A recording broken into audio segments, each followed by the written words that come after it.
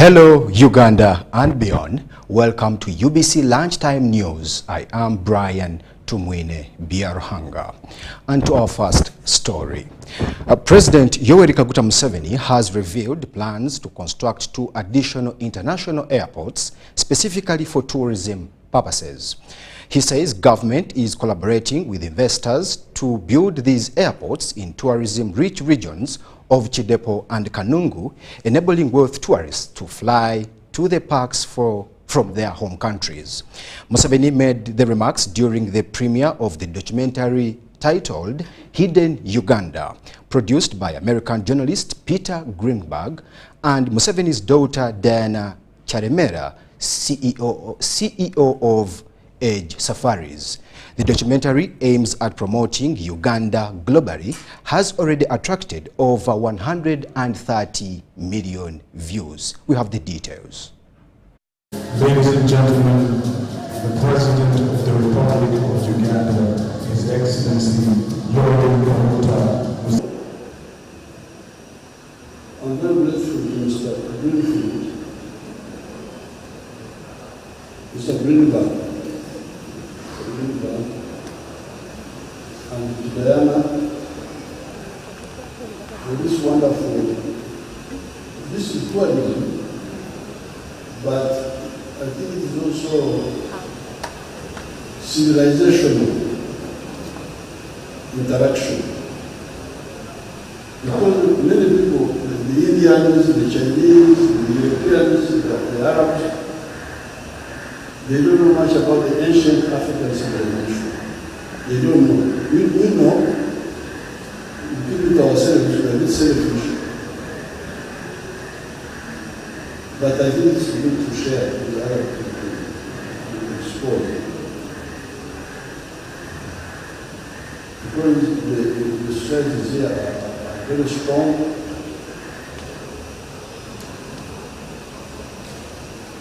The Africans, all these people are all from Africa. Even you, the Europeans, who are originally here, you left Uganda here 100,000 years ago. But when the stayees who stayed kept a lot of information, which is good now. I think this is one of sharing. So I'm very happy. I want to thank Mr. Greenberg and his team. And Diana, thank you very much for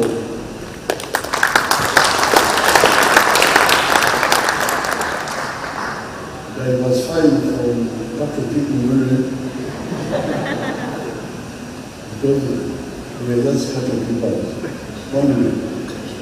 But now Diana has diversified, so we become a service provider, tourism.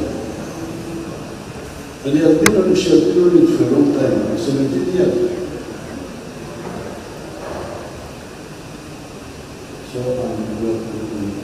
So I thank everybody and I congratulate the Ministry of Tourism and all the other people who supported this effort. It will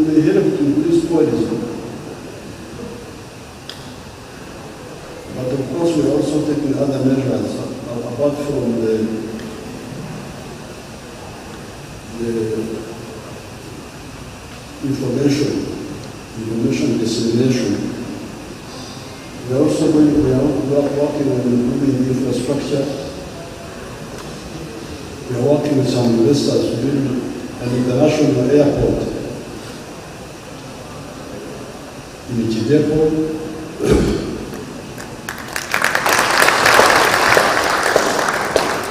So that the rich people who want to come with their planes can come straight and land there. We are also building another international airport in Kanu.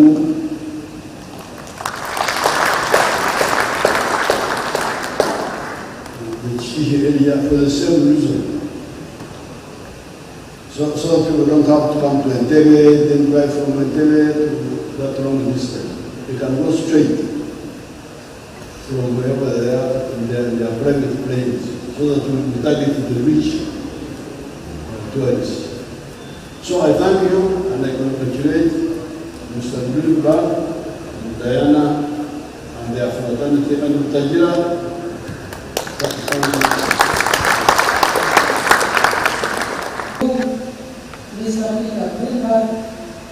And your team, including Diana,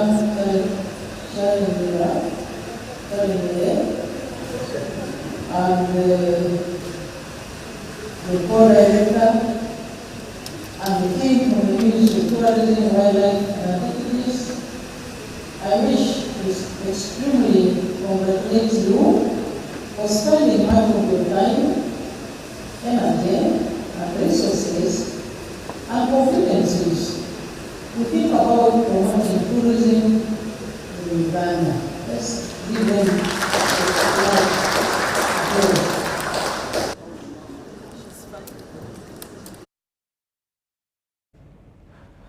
a The Minister of State for Health in charge of primary health care, Margaret Mohanga, has urged members of the Health Service Commission to refrain from corruption and ensure the recruitment of competent health care staff to enhance efficient and effective health service delivery.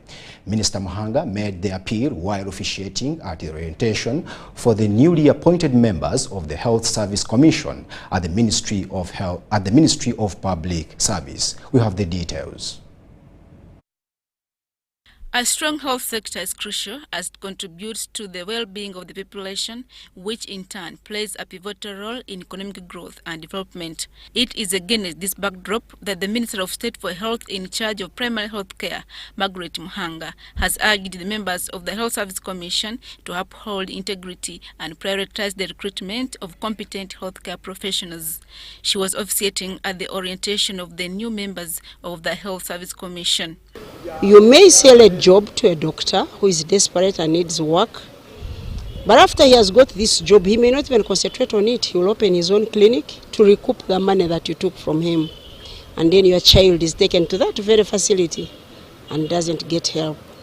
So it will come back to you. So it's better to be honest, recruit people without asking for money. Knowledge is pragmatic, it keeps changing. And there are always emerging issues. So it is my prayer that the Civil Service College will keep calling us back and also keep coming to us. You've already made us a promise that you will come. So you keep coming to us and reminding us. But I will also take the initiative on my part to keep calling you, really to keep building us and building us, because we want to be a different commission. The chairperson of the Health Service Commission, Dr. Henry Mwebesa, also appealed to the commission members to avoid unnecessary delays in the recruitment process for the health staff. Apart from the legally agreed dates, let's say if they say you should advertise for so long, let's say 3 weeks, you give candidates so many days to notify them to come for the interview, then the rest we should expedite them. Why would I interview or get the applicants and take a mass shortlist? Because that is within my control. What's wrong with closing the advert last week and this week I start shortlisting? The Health Service Commission is a government agency mandated to recruit human resources for the health sector.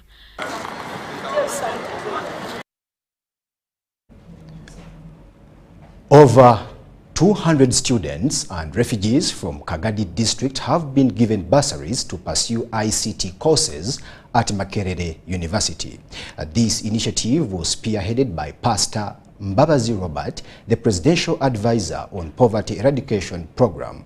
He also urged the skilled students to participate in a 3-day exhibition at Kololo Independence Grounds from the 23rd of April to the 25th, 2025, where they will showcase their products. The event's chief guest will be the President of the Republic of Uganda, His Excellency Yoweri Kaguta Museveni. We have the details. Cadres who are committed to serve our country Uganda with love and passion. In our mission to eradicate poverty through mindset change ideology, today we have received a number of students from Kagadi district. They have come for recommendation for bursaries. Here as a team of Sala, we support our community because His Excellency gave us assignment to fight the 3 problems. Problem number 1 is poverty. Problem number 2 is ignorance. Number 3 is poor health. So with the ignorance, we are trying to encourage our people to embrace education services.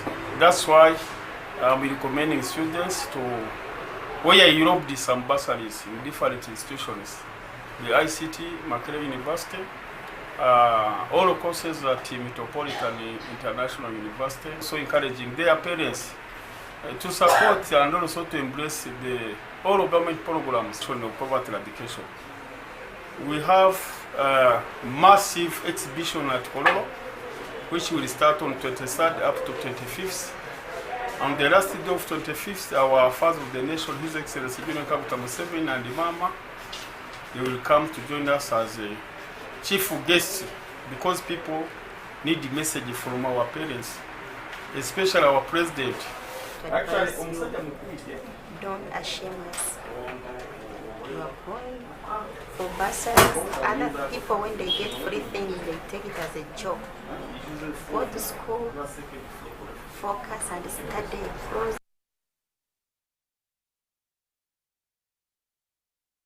District.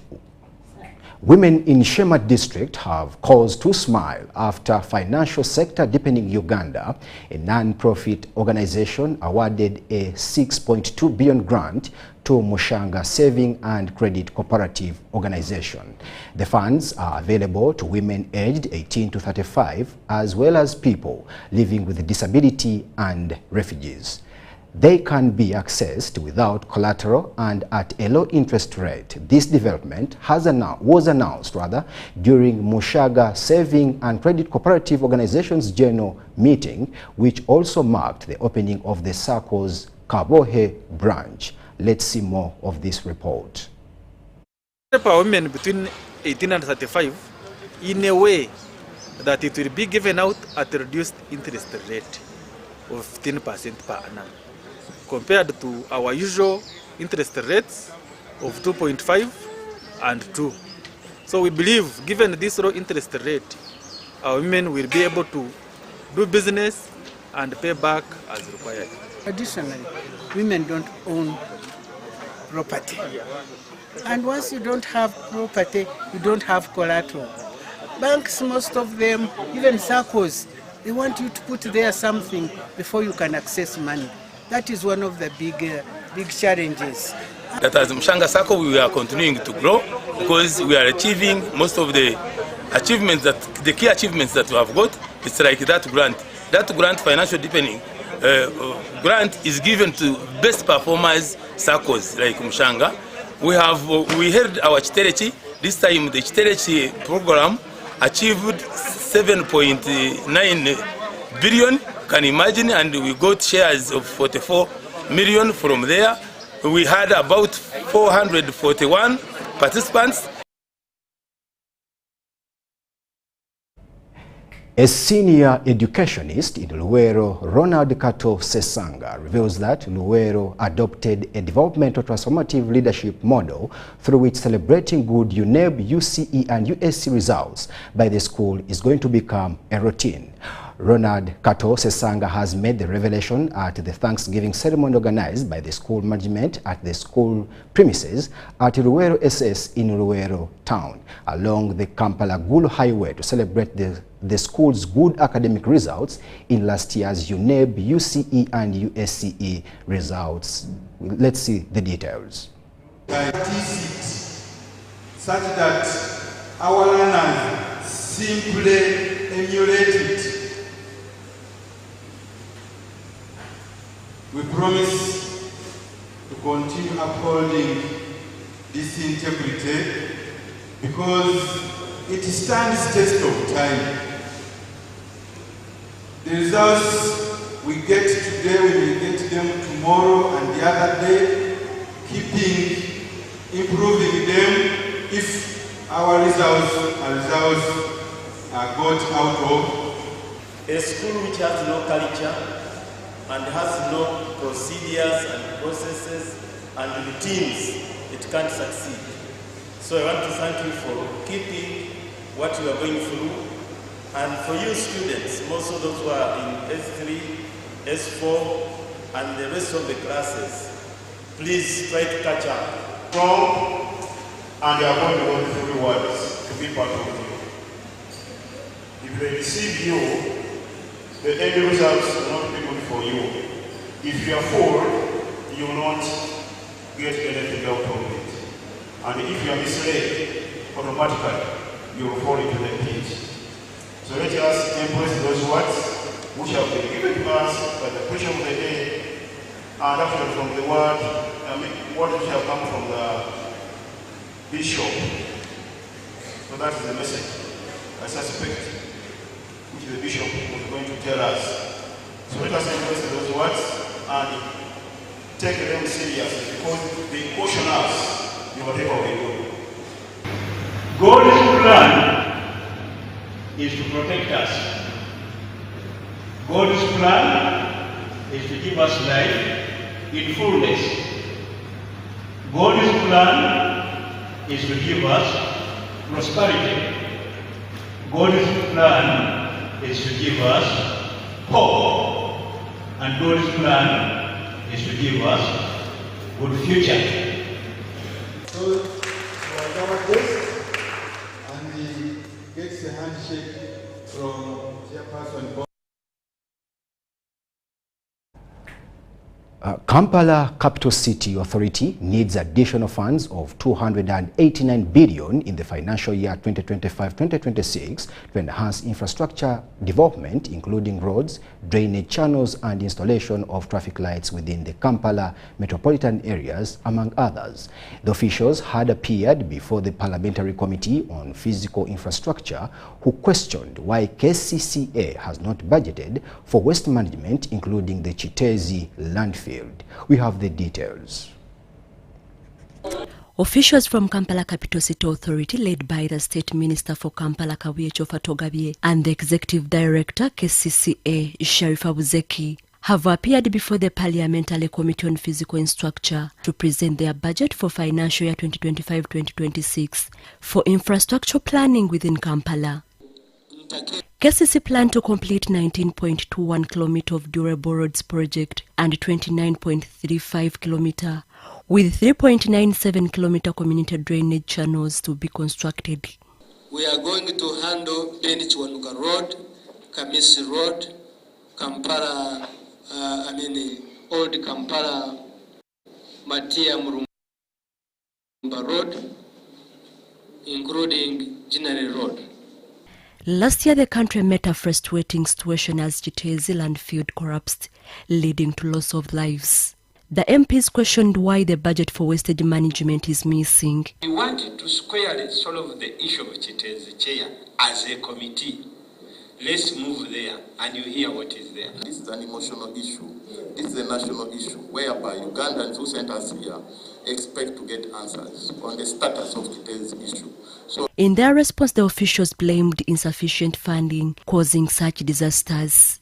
We conducted a joint harmonization kind of inspection where they needed to know exactly what interventions can we do now to continue as avert as we prepare for the scientific decapping and capping of the entire land. MPs greet KCCA officials on severe flooding occurring in Kampala that led to death of some people recently.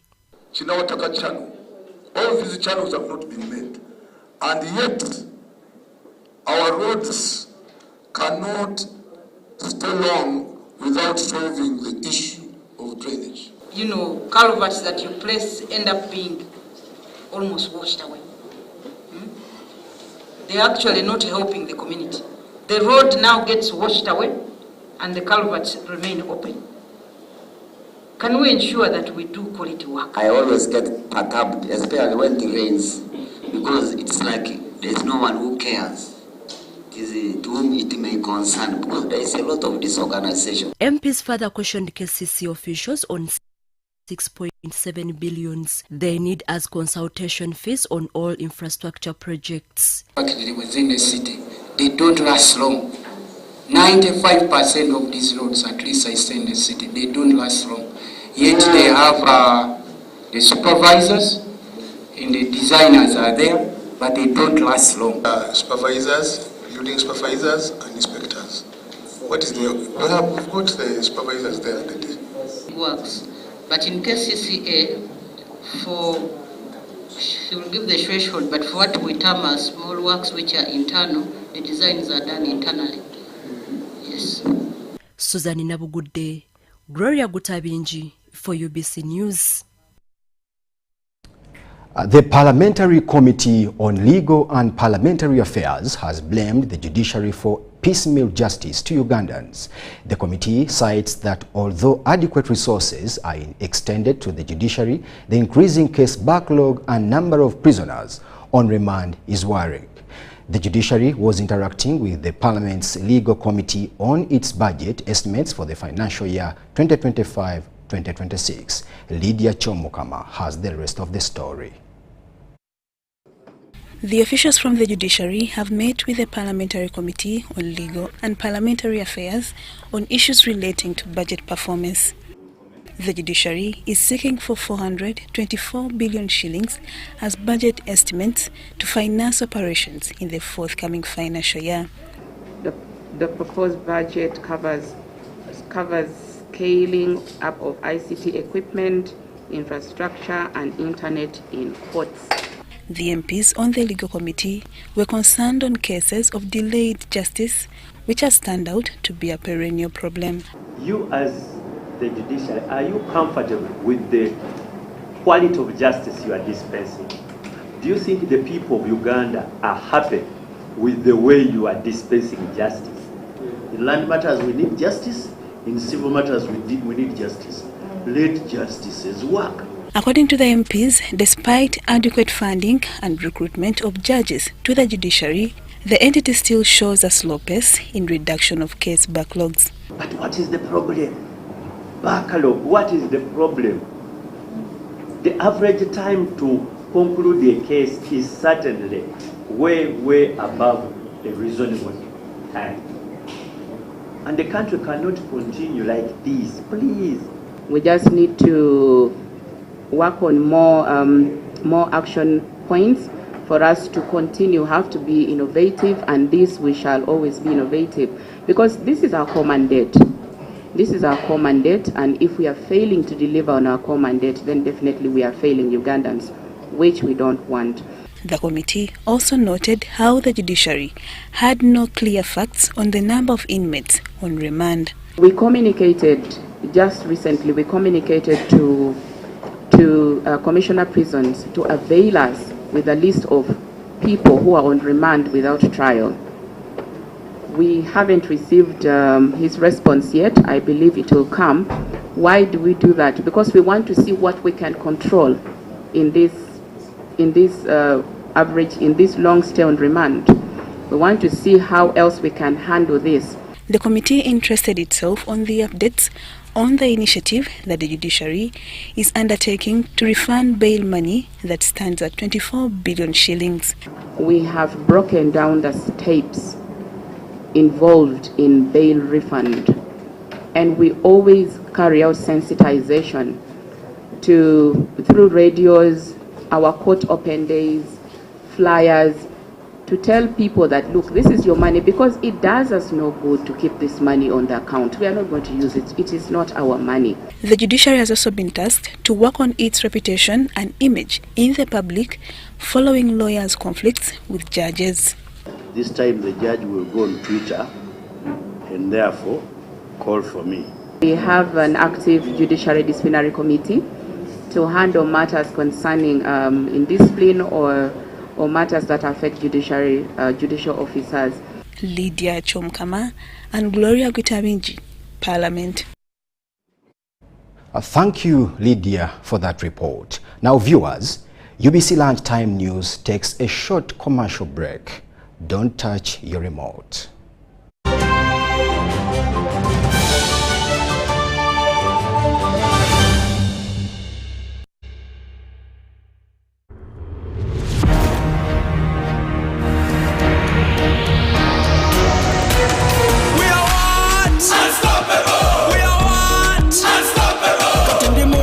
Kama nemo pocket, tambula body street, issues are my target. We are what? Unstoppable. We are what? Unstoppable. I'm in a plantation, but on a global mission, internet ambition, full condition. We are what? Unstoppable. We are what? Unstoppable. Oro cash is gone, netaga yo karoni, niga mukafoni, money in the zone. We are what? Unstoppable. We are what? Unstoppable. We are good.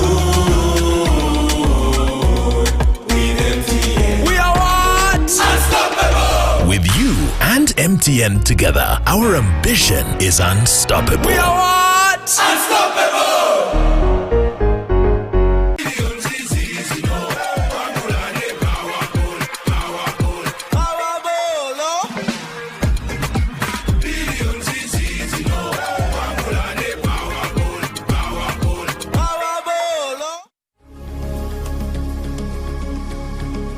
Join us this Friday, the 4th of April 2025 on UBC TV at 9 p.m. for an insightful discussion on the 6th Africa Climate Talks and the Sustainable Development Goals, SDGs, on the topic Bridging Climate Action and Sustainable Development in Africa.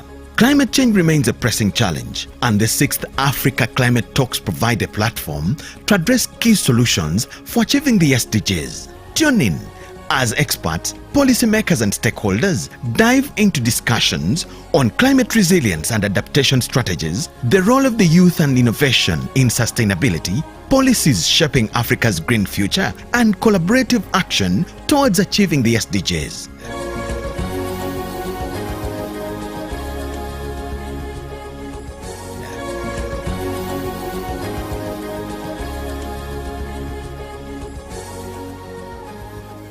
Buza Commissioner, enhancing tax education and bringing it closer to the taxpayers. Many Ugandans have questions about the taxes they pay to URA. When we come at revenue, they tell us to clear chitenge at 10,000. And when we are selling chitenge, we sell it at 17. So we don't know whether we are working or not. Understanding your tax obligations can help you grow your business and avoid unnecessary losses. Now, you can get direct answers. Send your tax-related questions via WhatsApp or SMS to 0790-141-887 and the Commissioner General of URA, John Musinguzi, will personally address them. Tune in to UBC News Tonight every Monday and Wednesday for expert insights and clear explanations. Buza Commissioner. We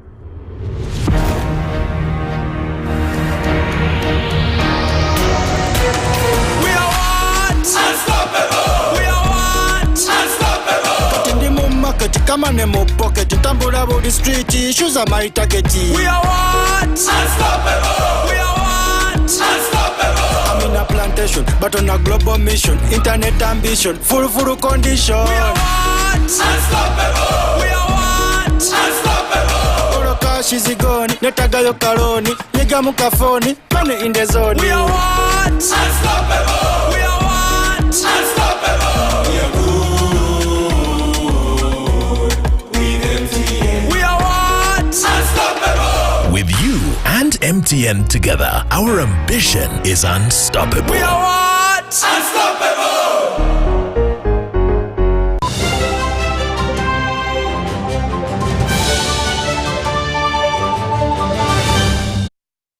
Welcome back from that commercial break. And in our business news, women in the construction sector are calling for greater inclusion in decision-making roles, not just in administrative or quality control positions, but in the technical and production-based roles. The inaugural Women in Construction Symposium, set for April 11th, 2025, aims to bridge this gap and highlight major opportunities available for women in building and construction industry.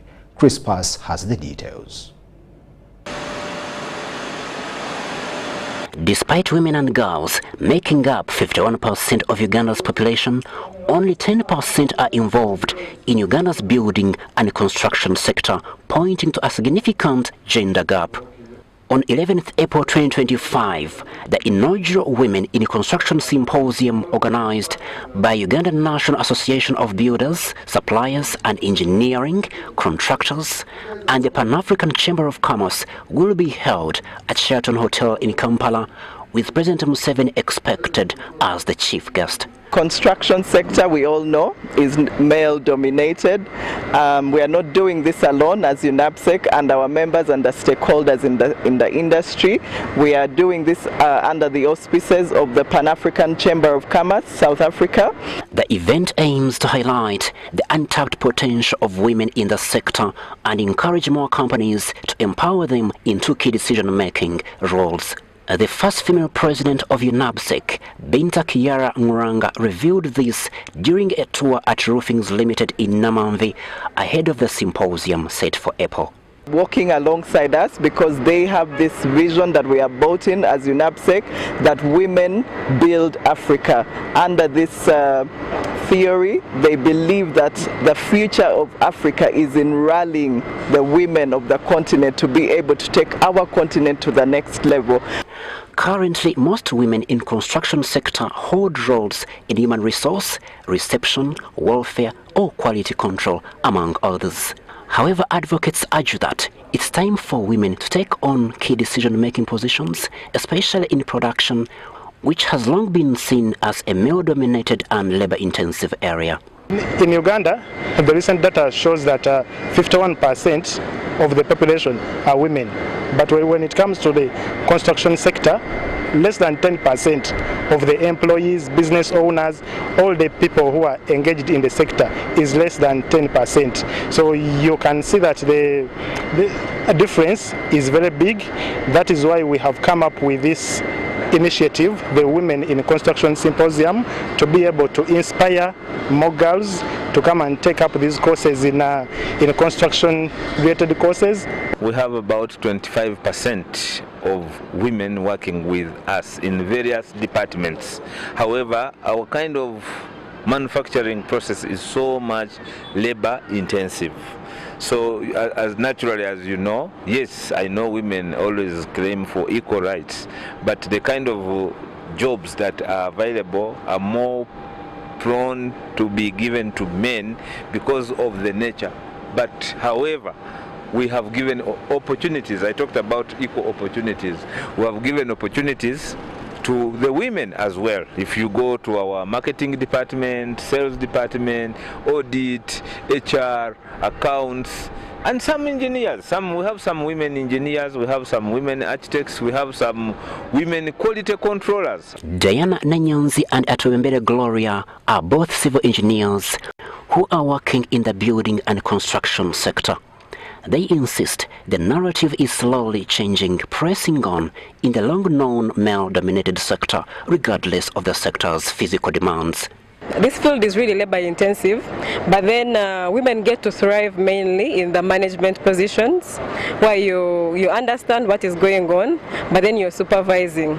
So mainly the labor, it's really male dominated. A few women go into that sector. So as the women, we are thriving in the management positions. So as a woman in this field, since it's a male dominated field, it's a bit difficult, but then with these initiatives, it is becoming a bit easier for us with the help of UNABSEC, and they are trying to really empower women into this field. Being able to practice engineering in a field which most people used to think it's a male-dominated field and we have no space is something that I'm proud to be part of. Crispus Arinitwe, UBC News.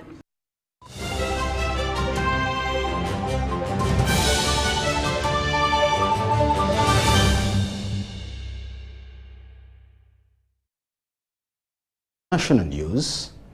3 Americans convicted over a failed coup in the Democratic Republic of Congo last year have had their death sentences reduced to life imprisonment, the presidency has announced. They were among 37 people sentenced to death by the military court in September, accused of attacking the presidential palace and a close ally of President Felix Tshisekedi in May. The decision comes ahead of a visit by the U.S. Senate Senior Advisor for Africa, Masad Boulos, arriving in Kinshasa on Thursday. The U.S. has engaged in discussions but not classified them as wrongfully detained. We have the details. 3 Americans convicted for their role in a failed coup in Democratic Republic of Congo last year have had their death sentences commuted to life imprisonment, the presidency has said. They were among 37 people sentenced to death last September by a military court. The 3 were accused of leading an attack on both the presidential palace and the home of an ally of President Felix Tshisekedi last May. The overturning of the sentences comes ahead of a visit to DR Congo by the newly appointed U.S. Senior Advisor for Africa, Masad Boulos.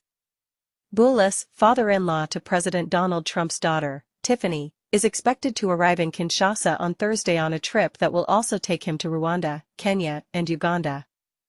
The U.S. has not declared the 3 Americans to be wrongfully jailed in DR Congo, but the State Department said previously there have been talks between the countries over the matter.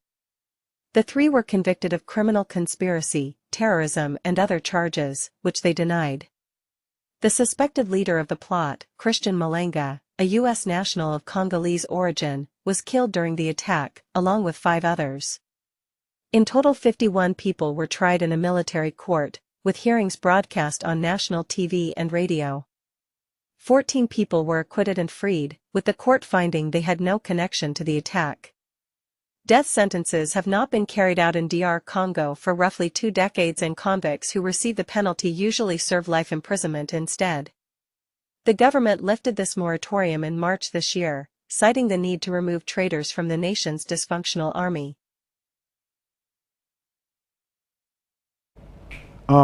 President Donald Trump has announced sweeping tariffs on imports, calling it Liberation Day and the dawn of gold age for America. Key measures include a 25% tariff on foreign-made vehicles, 20% on EU goods, 10% on UK imports, 34% on Chinese products, and 26% on Indian exports. Trump says the tariffs will reciprocate with a minimum 10% baseline. He also targets currency manipulation and pollution havens. The move signals a seismic shift in the global trade with far-reaching economic and diplomatic consequences. We have the details. In a few moments, I will sign a historic executive order instituting reciprocal tariffs on countries throughout the world. Reciprocal, that means they do it to us and we do it to them. Very simple, can't get any simpler than that.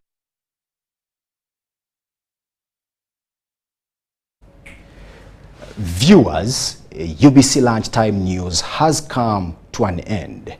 From me, Brian Tumwine Biaruhanga, and the entire crew, we say have a lovely day and God bless Uganda.